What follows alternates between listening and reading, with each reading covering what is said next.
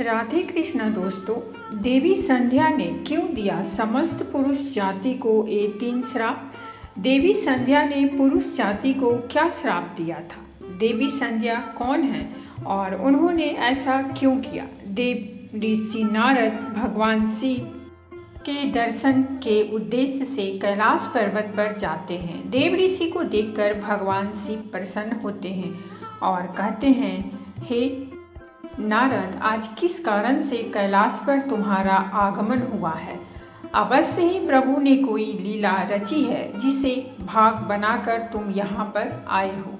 नारद जी कहते हैं, हे भोलेनाथ, आप तो संसार के हर कण में वास करते हैं, भला आपसे कोई बात कैसे छिपी रह सकती है?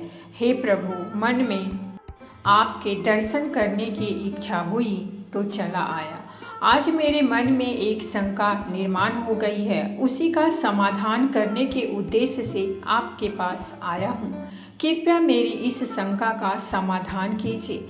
भगवान शिव कहते हैं, हे नारद, तुम्हारे मन में जो भी शंका हो निसंकोच होकर पूछ लो, तुम्हारी हर शंका का समाधान किया जाएगा।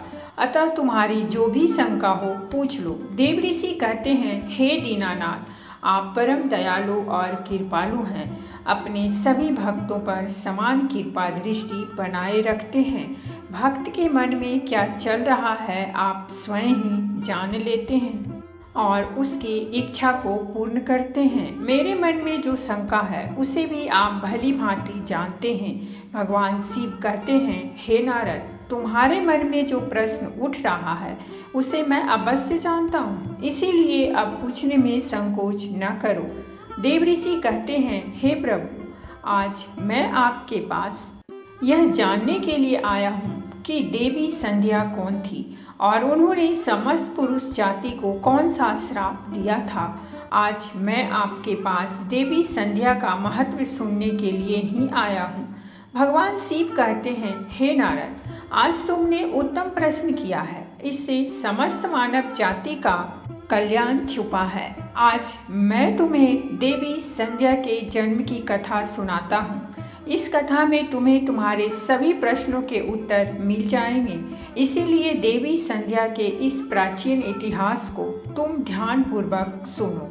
इसका श्रवण करने मात्र से ही कोटि कोटि पाप क्षण भर में जलकर भस्म हो जाते हैं। देव ऋषि कहते हैं, हे प्रभु, मैं इस कथा को ध्यान से पूरा अवश्य सुनूंगा। कृपया करके आप मुझसे यह कथा कहिए। फिर भगवान शिव देव ऋषि नारद को उस महान नारी संध्या की कथा सुनाना आरंभ करते हैं। हे नारद, जब सृष्टि का आरंभ हो रहा था तब सृष्टि के रचयिता ब्रह्मा जी कमल के आसन पर विराजित होकर भगवान का ध्यान कर रहे थे। उसी समय उनके मन में सृष्टि का निर्माण करने की इच्छा जागृत हुई। तब सबसे पहले उनके मन से विचार करने पर एक त्रिभुवन सुंदरी कन्या का जन्म हुआ। वह कन्या अत्यंत सुंदर और मनमोहनी थी। मन से उत्पन्न होने के कारण वह ब्रह्मा की मानस कन्या हुई। ब्रह्मा जी उस समय ध्यान कर रहे थे और ध्यान करते समय वह कन्या उत्पन्न हुई, इसीलिए उसका नाम संध्या हुआ। जब ब्रह्मा जी ने उस अत्यंत सुंदर स्त्री की ओर देखा तो कुछ क्षणों के लिए ब्रह्मा जी का मन विचलित हो गया। उसका मनमोहन रूप देखकर ब्रह्मा जी मोहित हो गए और उनके मन में काम भाव जागृत हुआ। ब्रह्मा जी की ऐसी कुपित दृष्टि पड़ते ही उस देवी का तेज नष्ट हो गया, जिससे वह देवी संध्या बहुत दुखी हो गई और उस स्थान को छोड़कर चली गई। हे नारद, ब्रह्मा जी के मन में किसी भी प्रकार का विकार उत्पन्न नहीं हो सकता, किंतु प्रभु की लीला तो देखिए। उन्होंने अपनी लीला दिखाने के लिए ब्रह्मा जी के मन में विकार डाल दिया। इस विकार के कारण ब्रह्मा जी के मन में कुछ क्षणों के लिए काम का भाव उत्पन्न हो गया। प्रभु की ऐसी लीला रचना के पीछे समस्त मानव जाति का कल्याण छिपा हुआ था। इसीलिए अब तब प्रभु की इस विचित्र लीला को ध्यान से सुनो। ब्रह्मा जी के ऐसे व्यवहार से देवी संध्या अत्यंत दुखी होकर चंद्रभाग पर्वत पर ध्यान करने के लिए चली गई। वहां जाकर उसके मन में इस बात की चिंता सताने लगी कि मैं तपस्या किसकी करूं, किस भगवान की आराधना करूं। इसी विचार से वह पृथ्वी लोक पर ब्रह्मलोहित नाम के सरोवर के पास चली गई और वहीं पर खड़ी हो गई। फिर महर्षि वशिष्ठ उसी स्थान से गुजर रहे थे तो उन्होंने देवी संध्या को सरोवर के पास खड़ा हुआ देखा। देवी संध्या को अकेले उस स्थान पर देखकर महर्षि वशिष्ठ ऋषि उसके पास चले गए और पूछने लगे, तुम कौन हो, किसकी पुत्री हो, इस भयंकर वन में किस लिए घूम रही हो? यदि कोई गोपनीय बात हो तो अवश्य तुम्हारा उद्देश्य बताओ। तब देवी संध्या ने उनके साथ जो हुआ वह बताया और कहा, इस पर्वत पर तपस्या करने के उद्देश्य से आई हूँ। कृपया आप मुझे बताइए मैं किसकी तपस्या करूँ? मुझे अब इस दौर से कौन मुक्ति दिलाएगा? तपस्या कैसे करनी चाहिए, कृपया मुझे उपदेश देकर अनुग्रहित कीजिए। संध्या की बात सुनकर महर्षि वशिष्ठ कहने लगे, हे देवी, तुम भगवान नारायण की तपस्या करो। ओम नमो नारायण नमः इस महामंत्र का जाप करो।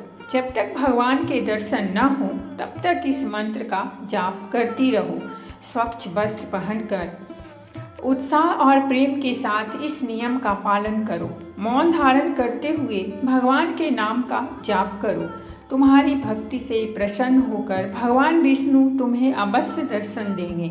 इस प्रकार से महर्षि वशिष्ठ देवी संध्या को उपदेश देकर वहाँ से चले गए।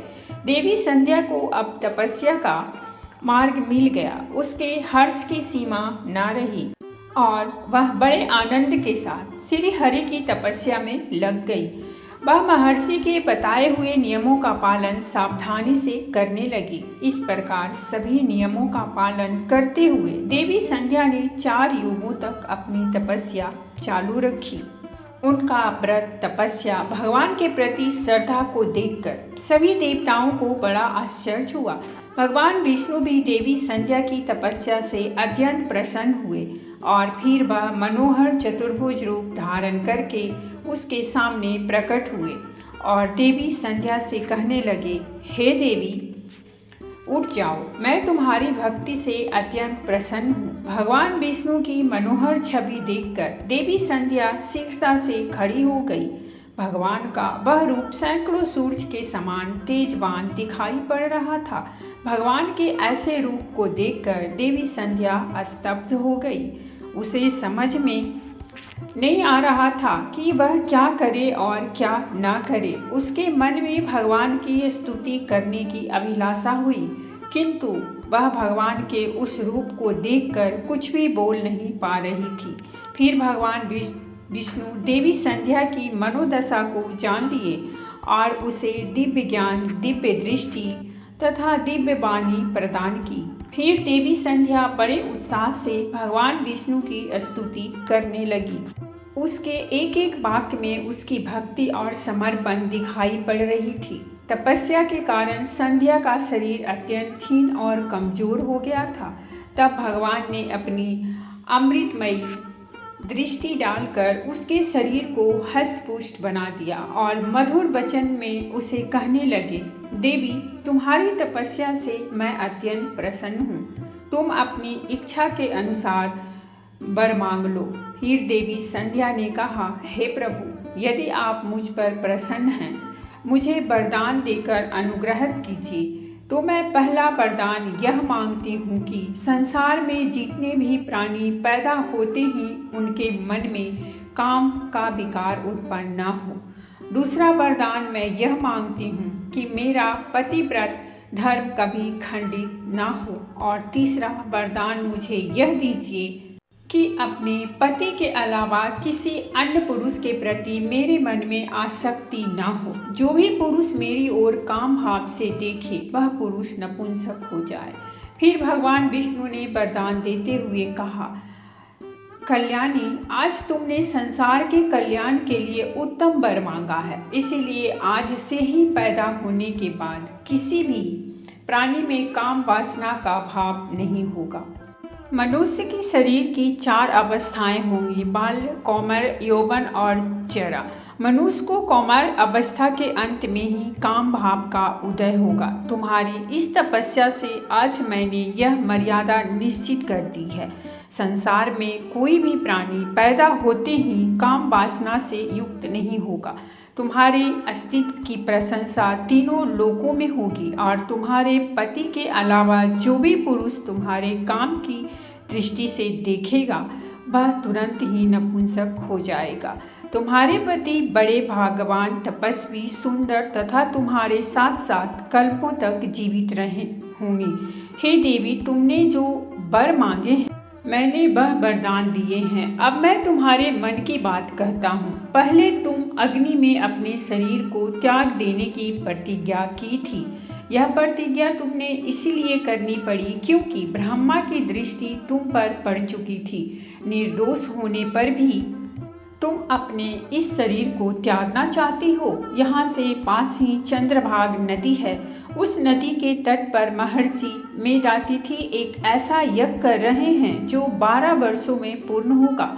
इस यज्ञ में तुम अपने शरीर का त्याग करके अपनी प्रतिज्ञा पूरी करो, किंतु तुम यहाँ पर ऐसे वेश में जाओ कि ऋषि मुनियों की दृष्टि तुम्हारे ऊपर ना पड़ सके। मेरी कृपा से तुम अग्निदेव की पुत्री हो जाओगी। जिसे तुम अपना पति बनाना चाहती हो उसका चिंतन करते हुए तुम उस अग्नि में अपना शरीर त्याग दो। इतना कहकर भगवान विष्णु ने अपने हाथ से देवी संध्या के मस्तक को स्पर्श किया। भगवान का स्पर्श होते ही देवी संध्या का शरीर आटे का बन गया। भगवान ने ऐसा इसीलिए किया क्योंकि मुनियों का यह यज्ञ संसार के कल्याण के लिए हो रहा था और उसे अग्नि में मांस न गिरे और अग्निदेव मांस भोगी न बन जाएं। तदंतर देवी संध्या अदृश्य होकर उस यज्ञ के स्थान पर गई। उस समय उसके मन में एक ही भावना थी। उसने पृथ्वी पर आते ही सबसे पहले महर्षि वशिष्ठ जी के दर्शन किए थे। इसीलिए उसने अपने मन में महर्षि वशिष्ठ जी को ही अपना पति मान लिया और उन्हीं का चिंतन करते हुए उन्होंने यज्ञ की अग्नि में अपने शरीर को त्याग दिया। फिर भगवान की आज्ञा से अग्निदेव संध्या के शरीर को सूर्यमंडल पर लेकर गए। फिर सूर्यदेव ने संध्या के शरीर के 2 भाग करके देवताओं और पितरों को प्रसन्न करने के लिए अपने रथ पर स्थापित कर दिया। इसके शरीर का ऊपरी भाग प्रातः काल हुआ और शेष भाग संध्या काल हुआ। देवी संध्या के कारण ही सुबह सूर्योदय के समय को प्रातः संध्या कहा जाता है और सूर्यास्त के समय को संध्या काल कहा जाता है। इस प्रकार से देवी संध्या जो त्याग की मूर्ति थी, उन्होंने अग्नि में प्रवेश करके अपने जीवन को समाप्त कर दिया। भगवान विष्णु के वरदान से देवी संध्या दूसरे जन्म में अरुंधति के रूप में प्रकट हुई और बाद में ऋषि वशिष्ठ जी की पत्नी हुई। भगवान शिव कहते हैं, हे नारद, इस प्रकार से देवी संध्या के कारण ही संसार में जन्म लेने वाला प्रत्येक प्राणी काम भाव से रहित होता है। उसके अंदर किसी भी प्रकार की काम वासना नहीं होती है और जब वह कौमार को प्राप्त हो जाता है तभी उसमें काम वासना उत्पन्न होती है। इस प्रकार से मैंने आपको देवी संध्या के जीवन का चरित्र सुना दिया है।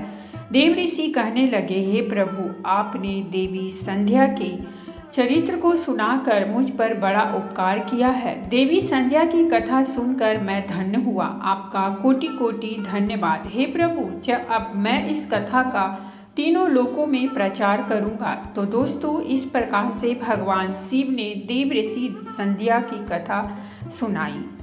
तो दोस्तों, ये थी हमारी आज की कहानी और अगर कहानी पसंद आई हो तो प्लीज़ हमारे चैनल को सब्सक्राइब करें, वीडियो को लाइक और शेयर जरूर।